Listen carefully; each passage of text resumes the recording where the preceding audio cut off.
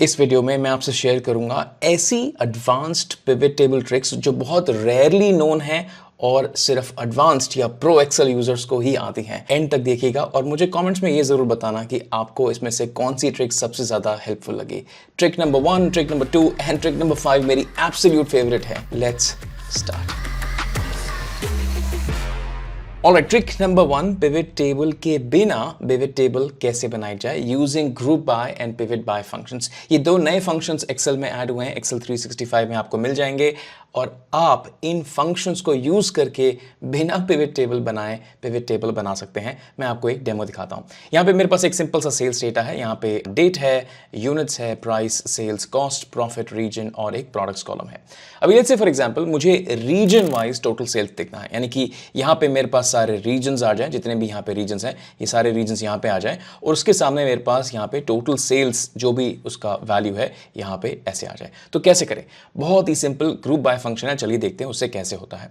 तो यहां पे मैंने इस डेटा सेट को एक टेबल में कन्वर्ट कर दिया है। ऊपर टेबल डिजाइन टैब में जाके अगर मैं देखूं तो इस टेबल का नाम है सेल्स। नाउ अभी इस सेल्स टेबल को रेफरेंस करके हम बनाते हैं एक कैलकुलेशन। सो मैं यहां पे लिखूंगा इक्वल्स टू ग्रुप बाय। अब ग्रुप बाय में सबसे पहला आइटम है कि आपको रोज में क्या चाहिए। रोज का मतलब ये पहली रो, ये दूसरी रो, ये तीसरी row, so on and so forth. So rows में मुझे चाहिए region, so I will just go and select my cells and in the cells I will pick up my region column like this in the square brackets. एक बार यहां पे reason select हो गया, उसके बाद मैं नेक्स्ट जाऊंगा कॉमा, उसके बाद उसके अगेंस्ट में वैल्यूज में क्या चाहिए। वैल्यूज का सिंपल मीनिंग होता है कि आपको कैलकुलेशंस में क्या दिखाना है, तो मुझे कैलकुलेशंस में यहां पे सेल्स दिखाना है। तो टेबल का नाम भी सेल्स है, कॉलम का नाम भी सेल्स है and I will close the bracket like this. अभी आपसे पूछता है कि जो आपने वैल्यूज में आइटम सिलेक्ट किया है उसको एग्रीगेट कैसे करना है, यानी कि उस पर क्या कैलकुलेशन करनी है।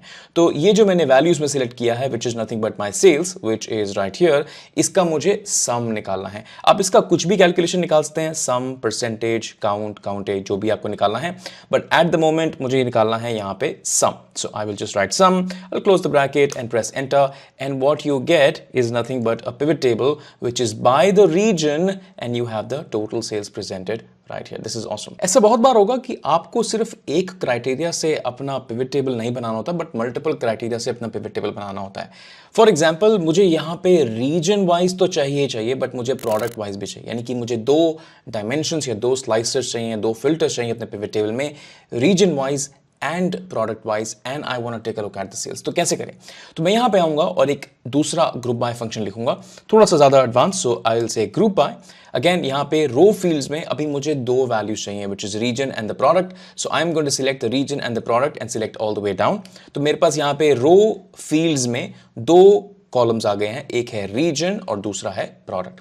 उसके बाद मैं यहां पे कॉमा प्रेस करूंगा और मुझे वैल्यूज में क्या चाहिए। वैल्यूज में मुझे ये वाला कॉलम चाहिए, यानी कि सेल्स वाला कॉलम। एक्चुअली इसको यहां से सिलेक्ट कर लेते हैं नीचे तक, और ये जो सेल्स वाला कॉलम मैंने सिलेक्ट किया उसके बाद मैंने को करना है सम, तो I will use the sum function and you have a couple of more options after you write the 3 essential ingredients. यानी कि मैंने रोज का इनपुट डाला, उसके बाद मैंने यहाँ पे वैल्यूज का इनपुट डाला और वैल्यूज का मैथमेटिकल फॉर्मूला सम डाला। उसके बाद ये मुझसे पूछता है कि आपको यहाँ पे फील्ड हेडर्स चाहिए या नहीं चाहिए, यानी कि जब यहाँ पे रीजन लिख के आएगा तो आपको यहाँ पे लगाना है कि ये रीजन है या नहीं। So yes I would want that, so I will write 3 for that, yes and show. उसके बाद एक और इनपुट है कि आपको डेप्थ कैसी चाहिए, तो मुझे यहाँ पे ग्रैंड टोटल्स और सब टोटल्स दोनों चाहिए and I will say okay. And now if I just drag it down you are going to see that not only I get the region but I also get the product, और यहां पे मेरे पास इस particular reason का total भी है। थोड़ा सा इसको एक्सपैंड करेंगे तो सारे नंबर्स पूरे आ जाएंगे, बट यहां पे region wise, product wise total values भी आपके पास आ गई हैं। This is absolutely amazing. ऐसा बहुत बार होगा कि आपको पिवट टेबल क्रॉस टैब्यूलेटेड चाहिए, यानी कि ये पिवट टेबल काफी लंबी हो गई है, यहाँ पे बहुत सारे रीजन्स हैं, बहुत सारे प्रोडक्ट्स हैं, बट मुझे रीजन्स ऐसे चाहिए, यानी कि रोज में row number 1, row number 2, so on and so forth, और मुझे प्रोडक्ट्स ऐसे चाहिए, यानी कि product A, B and C, और इनका जो इंटरसेक्टिंग वैल्यू है यहां पे मेरे पास सेल्स आ जाना चाहिए। तो अगर मुझे कुछ ऐसा करना है तो मुझे नेक्स्ट फंक्शन यूज करना पड़ेगा पिवट बाय, जहां पे हमारे पास कॉलम्स में वैल्यू डालने का ऑप्शन होता है। चलिए देखते हैं कैसे करते हैं। तो यानी कि अगर यही सेम पिवट टेबल मुझे क्रॉस टैब्यूलेटेड फैशन में बनाना है तो कैसे बनाएंगे। मैं लिखूंगा equals to pivot by. Pivot by का पहला इनपुट आपको रोज में क्या चाहिए, तो मुझे रोज में ये वाला पर्टिकुलर कॉलम चाहिए। उसके बाद मैं जाऊंगा यहां पे डालूंगा कॉमा, उसके बाद बाद ये पूछता है कि आपको कॉलम्स में क्या चाहिए, तो मुझे कॉलम्स में प्रोडक्ट का नाम चाहिए, आई विल डू दैट। उसके बाद मैं जाऊंगा कि यहाँ पे पूछ रहा है कि आपको वैल्यूज में क्या चाहिए, तो वैल्यूज में लेट्स से फॉर एग्जांपल मुझे अपना सेल्स चाहिए, तो सेल्स पूरा कॉलम सिलेक्ट कर लिया। And then it asks you, hey ये आपने रोज में, कॉलम्स में और वैल्यूज में आइटम्स जो डाले हैं, तो वैल्यूज वाले आइटम का क्या एग्रीगेशन होना चाहिए, यहां पे मैं यहां पे लिख देता हूं सम, कि उसका आप सम कीजिए। And then if you take a look, यहां पे ये पूछता है कि आपको फील्ड हेडर्स चाहिए या नहीं चाहिए। अभी लेट्स से फॉर एग्जांपल हम कहते हैं कि हमें फील्ड हेडर्स नहीं चाहिए। If I write now close the bracket and press enter, you are going to see that we get this particular pivot table, जहां पे हमारे पास एक तरफ हमारे पास सारे रीजन्स हैं, दूसरी तरफ हमारे पास सारे प्रोडक्ट्स हैं और यहाँ पे उनके टोटल्स भी आ गए हैं। How awesome is that. In formulas को लिखने का एक बहुत बड़ा बेनिफिट ये है कि ये फॉर्मूलाज ऑटोमेटिकली अपडेट होंगे जैसे ही आपका डेटा सेट अपडेट होता है, क्योंकि हमने यहाँ पे सेल्स डेटा यूज किया है, तो any changes in the sales data will reflect on your formulas immediately, unlike a pivot table। इसका एक छोटा सा वेरिएशन भी देखते हैं। तो ये है, आप जो फॉर्मूला है इसको कॉपी करके साइड में रखते हैं और लेट्स से फॉर एग्जांपल हमें ईयर वाइज और प्रोडक्ट वाइज एक पिवट टेबल बनाना है। अगर आप ये नोटिस करेंगे तो हमारे पास यहां पे ऑर्डर का डेट है कि हमारा सेल्स कब हुआ, बट हमारे पास कोई एक्सक्लूसिव कॉलम नहीं है जहां से हम ईयर निकाल सकते हैं। अगर आप पिवट टेबल यूज करते हैं तो ये कॉलम ऑटोमेटिकली बन जाता है, बट हमारे पास यहां पे इन द डेटा सेट कोई कॉलम नहीं है, तो हम डायरेक्टली इसको पिवट बाय फंक्शन में भी निकाल सकते हैं। तो एक डेमो के तौर पे आपको दिखाता हूं कि मैं बनाना क्या चाहता हूं। यहां पे चाहता हूं कि हमारे पास ईयर्स आ जाए, यानी कि पहला ईयर 2016, फिर 17, फिर 18 एंड फिर 19, यहां पे ईयर्स आ जाए। उसके सामने हमारे पास प्रोडक्ट्स आ जाए कि हमारे पास ए बी सी का प्रोडक्ट कितना सेल हुआ, और यहां पे हमारे पास सेल्स के नंबर्स आ जाए। तो मैं कुछ ऐसा पिवट टेबल बनाना चाहता हूं, लेकिन हमारे पास ईयर्स नहीं हैं। तो हम क्या करेंगे, हम यहां पे इस फॉर्मूले में जाएंगे और इस फॉर्मूले में ये बोलेंगे कि हमें जो पिवट बाय करना है वो रीजन पे नहीं, बट हमें डेट पे करना है। बट डेट पे पिवट बाय करने से पहले मुझे डेट को समराइज भी करना है। तो मैं कुछ ऐसा बोलूंगा कि ये जो टेक्स्ट फंक्शन है इसको यूज करके आप डेट को समराइज करो, और समराइज करके आप इस पर्टिकुलर फॉर्मेट में लेके आ जाओ जहां पे मुझे ईयर 2016 2017 इस फॉर्मेट में दिखे। तो मैंने बोला टेक्स्ट फंक्शन में मैंने सारी डेट्स डाल दी, उसका फॉर्मेट डाल दिया which is Y Y Y Y. एक ब्रैकेट एक्स्ट्रा है, यहां पे मैं इसको डिलीट कर देता हूं and we are good to go. Now if I press enter, you are going to see that हमारे पास बिना ईयर का कॉलम बनाए हमारे पास ये डेटा समराइज होके year wise and product wise यहां पे आ गया है। This is so damn amazing. Next trick, बहुत ज्यादा सोफिस्टिकेटेड और एडवांस्ड कैलकुलेशन करने के लिए आप पावर पिवट और डैक्स फॉर्मूलाज का यूज कर सकते हैं। अगर आप नहीं जानते हैं तो ये बहुत इंटरेस्टिंग होगा। चलिए देखते हैं। तो यहां पे ये जो मेरे पास डेटा है इससे मैं एक पिवट टेबल बनाता हूं। तो obviously I will go to the insert tab and I will click on the pivot table from the range, click on okay. अब यहां पे before I click on the new worksheet and click on okay, यहां पे मैं add this to the data model कर देता हूं, ताकि इससे जो पिवट टेबल बने वो एक पावर पिवट या डेटा मॉडल से बनने वाली पिवट टेबल होनी चाहिए, रेगुलर पिवट टेबल नहीं होनी चाहिए। इसका डिफरेंस क्या है अभी आप 2 सेकंड में जानेंगे। तो यहां पे मैंने डेटा मॉडल पे क्लिक किया, क्लिक ऑन ओके, और मेरे पास एक रेगुलर दिखने वाली पिवट टेबल यहां पे आ गई। अब इसका बेनिफिट ये है कि इस पिवट टेबल को यूज करके जो मैंने डेटा मॉडल से बनाई है, मैं एडवांस्ड कैलकुलेशंस या डैक्स कैलकुलेशन दिख सकता हूं। एग्जाम्पल दिखाता हूं क्या। तो लेट्स से फॉर एग्जांपल मैंने यहां पे ऑर्डर डेट को रोज में ड्रैग किया। ऑर्डर डेट्स को रोज में ड्रैग करने के बाद मेरे पास यहां पे ऑर्डर डेट, उसका क्वार्टर, मंथ और डेट आ गया, लेकिन मुझे सिर्फ अभी एनुअल कैलकुलेशन करनी है। तो अपने पिवट टेबल फील्ड लिस्ट में से मैं यहां पे क्वार्टर को भी रिमूव कर देता हूं, मंथ को भी रिमूव कर देता हूं और डेट को भी रिमूव कर देता हूं। तो मेरे पास यहां पे एनुअल डेट आ गई है। इसके सामने लेट्स से मैं सेल्स रख देता हूं। तो सेल्स को या तो मैं डायरेक्टली यहां पे ड्रैग कर लूं या फिर इसका एक कैलकुलेशन बना लूं। सही तरीका कैलकुलेशन बनाने का है, बिकॉज ऐसी ही कैलकुलेशंस होती हैं पावर पिवट में। मैं आपको समझाता हूं इसका बेनिफिट क्या होगा। तो इसका एक सिंपल सा सम कैलकुलेशन बनाते हैं, आपको देख के समझ में आएगा। मैं यहां पे ऊपर जाऊंगा पावर पिवट में, पावर पिवट में जाके बोलूंगा कि मुझे एक न्यू कैलकुलेशन या एक न्यू मेजर चाहिए।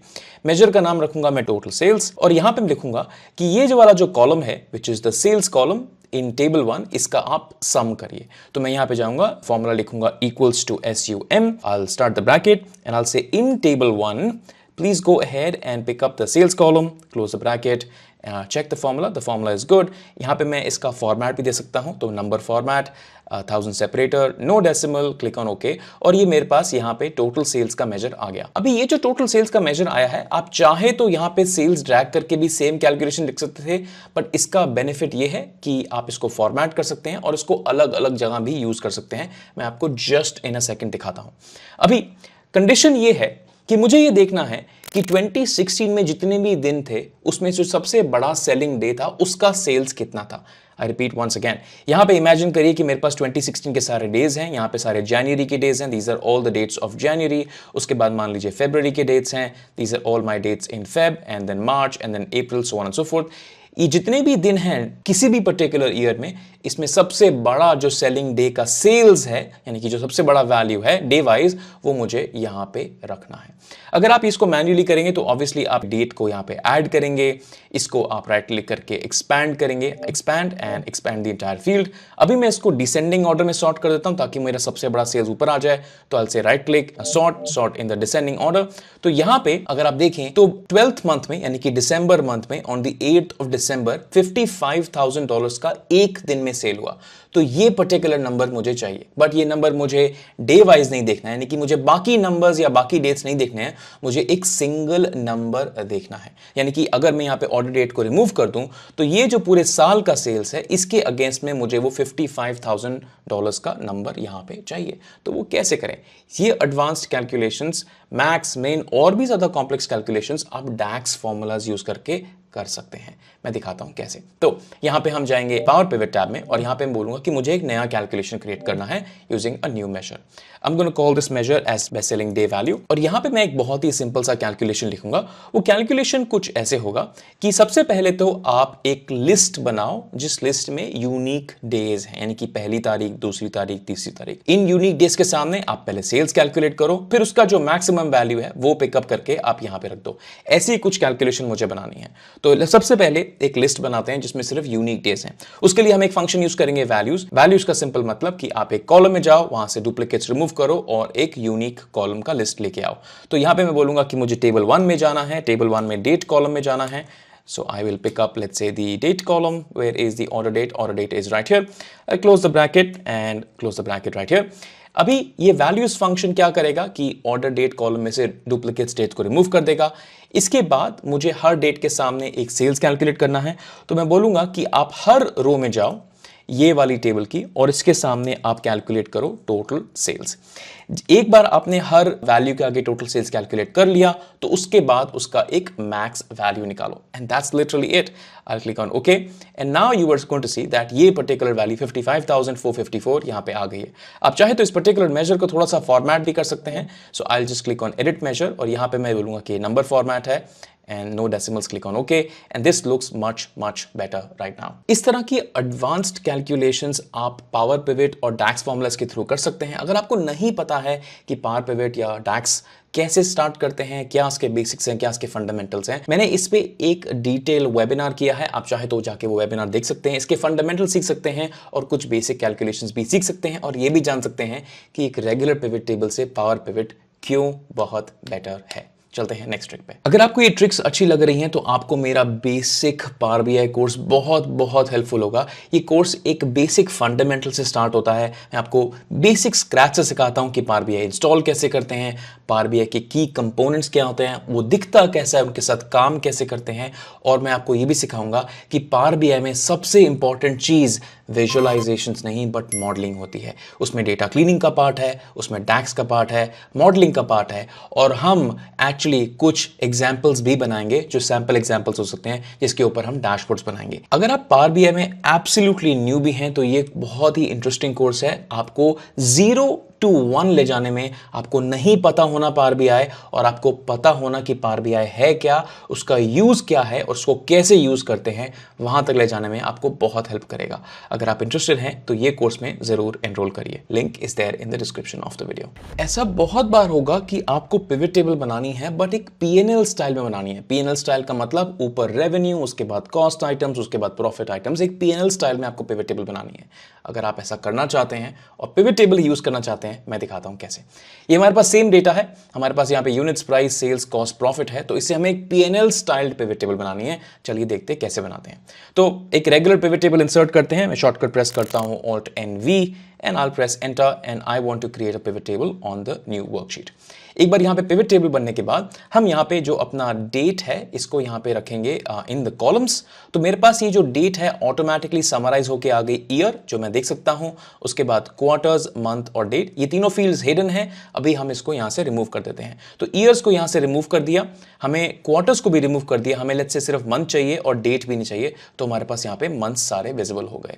उसके बाद इसके सामने मैं अपनी जो मल्टीपल कैलकुलेशंस हैं वो रख देता हूँ। लेट्स से पहली कैलकुलेशन मुझे चाहिए सेल्स, तो sales goes in the values. उसके बाद मुझे चाहिए कि हमारा कॉस्ट कितना हुआ और हमारा प्रॉफिट कितना हुआ। लेट्स से अगर आपको यूनिट्स भी दिखाना है तो यूनिट सबसे ऊपर आ जाएगा, यहाँ पे हमारा यूनिट्स कितना हुआ। प्रॉब्लम ये है कि यहाँ पे जैन के महीने के सामने ये सारी कैलकुलेशंस अलग अलग कॉलम्स में आ रही हैं, बट मुझे कुछ ऐसा चाहिए, मुझे यहाँ पे चाहिए जैन, यहाँ पे चाहिए मुझे फेब, उसके बाद चाहिए March, April and so on and so forth, और यहाँ पे मेरी कैलकुलेशंस आ जाए, यानी कि मेरे पास यूनिट्स यहाँ पे आ जाए, सेल्स यहाँ पे आ जाए, कॉस्ट यहाँ पे आ जाए और प्रॉफिट यहाँ पे आ जाए। ये कुछ ऐसा एक पीएनएल स्टाइल फॉर्मेट में मेरा एक पिवट टेबल बन जाए, जहां पे रेवेन्यू आइटम्स ऊपर और प्रॉफिट आइटम्स यहाँ पे नीचे, इस तरह से कुछ बन जाए। चलिए देखते हैं इसको कैसे करते हैं। एक बार आपने पिवट टेबल बना लिया तो पिवट टेबल के आप फील्ड लिस्ट में जाएंगे, यानी कि ये वाला जो फील्ड लिस्ट है, इसमें आप देखेंगे कि अभी आपकी जो कैलकुलेशंस हो रही हैं, यानी कि ये जो कैलकुलेशंस है इनका जो डिस्प्ले का ऑर्डर है वो यहाँ पे कॉलम्स में रखा हुआ है, यानी कि every calculation goes in a new column, A column, B column, so on and so forth. अगर मैं यही जो वैल्यूज का कॉलम है इसको यहाँ पे रोज में ड्रैग कर दूं तो आपका ये पीएनएल स्टाइल पिवट टेबल बन जाएगा।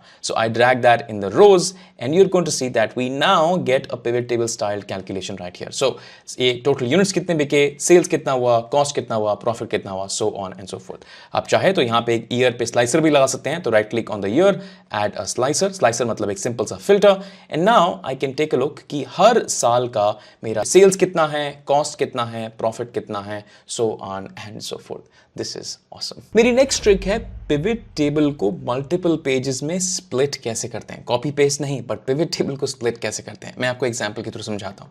मैंने यहाँ पे एक ऑलरेडी पिवट टेबल बनाया है जहां पे मेरे पास ईयर है, पर्टिकुलर रीजन है, और उस रीजन में उस ईयर में सेल कितना हुआ और प्रॉफिट कितना हुआ, ये दो पर्टिकुलर वैल्यूज हैं।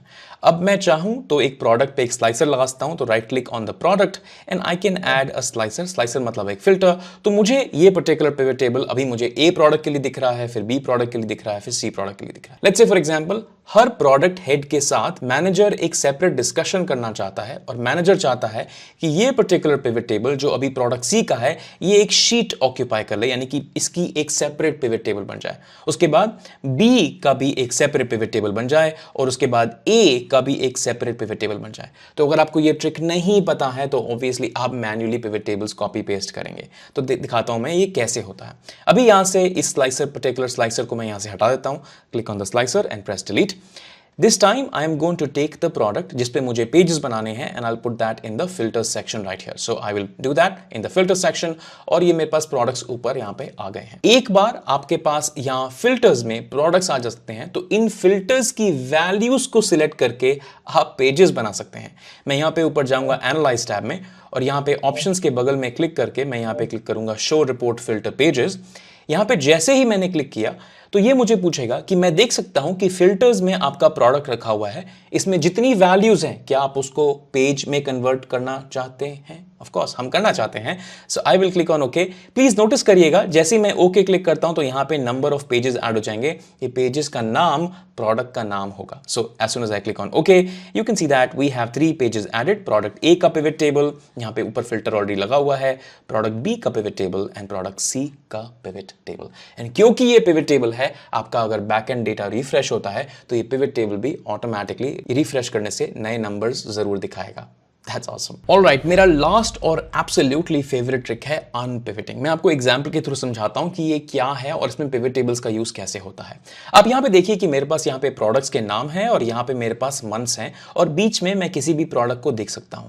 अभी लेट्स से फॉर एग्जांपल इस डेटा से मैं आपको एक असाइनमेंट दूं कि आप एक पिवट टेबल बना के लाइए जहां पे पहला कॉलम होना चाहिए ईयर, दूसरा कॉलम होना चाहिए क्वार्टर, और उसके बाद यहां पे आना चाहिए प्रोडक्ट, और उसके बाद यहां पे उसका टोटल यूनिट्स का वैल्यू आना चाहिए। यानी कि आप यहां से ईयर एक्सट्रैक्ट करिए, फिर यहां से क्वार्टर एक्सट्रैक्ट करिए, यानी कि ईयर लेट्स से 2023, उसके बाद क्वार्टर 1, जितने प्रोडक्ट्स है ये सब प्रोडक्ट्स यहाँ पे आ जाएंगे ABCD और उसके सामने उसका टोटल सेल्स। उसके बाद हम Q2 स्टार्ट करेंगे, उसके बाद हम Q3 स्टार्ट करेंगे, सो on and so forth.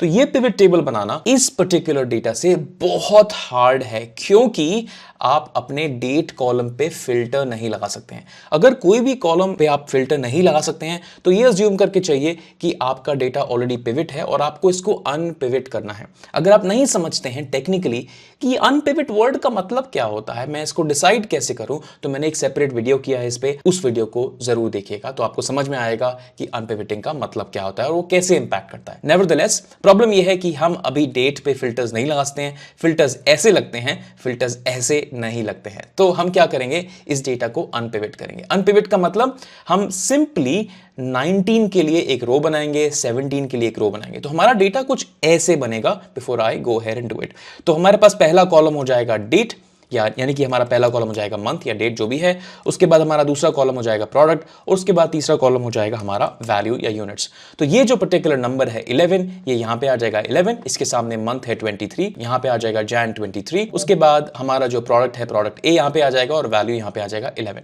So on and so fourth. हमें हर नंबर के लिए एक रो बनानी पड़ेगी।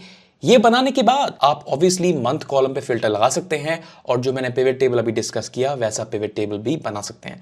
बट सवाल ये है कि इस पर्टिकुलर डेटा से मैं इस फॉर्म में डेटा को कैसे ट्रांसफॉर्म करूं। तो चलिए देखते हैं कैसे। हम इस पर्टिकुलर डेटा पे एक पिवट टेबल बनाएंगे, बट हम नया पिवट टेबल नहीं बनाएंगे बल्कि पुराना पिवट टेबल बनाएंगे। जो आप ये पिवट टेबल ऊपर देखते हैं ये नया पिवट टेबल है, बट हम पुराना पिवट टेबल बनाएंगे जो एक्सेल 2003 में था। उसका बनाने का शॉर्टकट है Alt+D+P। इस शॉर्टकट से आप पुराना पिवट टेबल बना सकते हैं। ये सिर्फ इसी पर्टिकुलर केस के लिए बना रहा हूं, रेगुलरली आप इसको यूज ना करें तो बेटर होगा, क्योंकि एक्सेल फाइल्स को ये ब्लोट करता है, हैवी बनाता है। उसके बाद मैं यहां पे क्लिक करूंगा multiple consolidation ranges, I click on next, I will create a page field, I click on next. उसके बाद ये पूछ रहा है आपका डेटा का रेंज कौन सा है, तो ये पर्टिकुलर रेंज मेरा डेटा का रेंज है। I will select the range, I click on add, I'll click on next and then I will put that in the new worksheet. Click on finish. अभी आप देखेंगे कि जो पिवट टेबल बन के आया है इस पिवट टेबल में और जिस पिवट टेबल से मैंने स्टार्ट किया था कुछ खास फर्क है नहीं, यानी कि हम आंसर तक नहीं पहुंचे हैं, हम इस पर्टिकुलर फॉर्मेट तक नहीं पहुंचे हैं अभी तक। बट बेनिफिट ये है कि हमारे पास पिवट टेबल बन गया है और पिवट टेबल में किसी भी सेल पे डबल क्लिक करते ही आप उसका डेटा देख सकते हैं। तो यानी कि अगर मैं यहाँ पे ग्रैंड टोटल वाले सेल पे जाऊं और इस सेल पे जाके डबल क्लिक करूं तो मेरे पास एक टेबल आ जाएगी, वो टेबल उसी फॉर्मेट की होगी जो आपको चाहिए था। यानी कि हम यहाँ पे पहला कॉलम को रीनेम करके बोल देंगे कि हमारा प्रोडक्ट कॉलम है, ये हमारा मंथ कॉलम है और ये हमारा यूनिट्स कॉलम है। इस डेटा से आप किसी भी तरह की पिवट टेबल बना सकते हैं। अगर आपको ये वीडियो अच्छा लगा तो मेरा जो नेक्स्ट वीडियो है जहां पे मैंने अपने ईयर्स ऑफ एक्सेल एक्सपीरियंस को डिस्टिल करके बहुत ही इंटरेस्टिंग एक्सेल ट्रिक्स आपको सिखाई हैं, आप उसको जरूर देखिएगा, आपको बहुत बहुत मजा आएगा। I will see you in that video. Bye.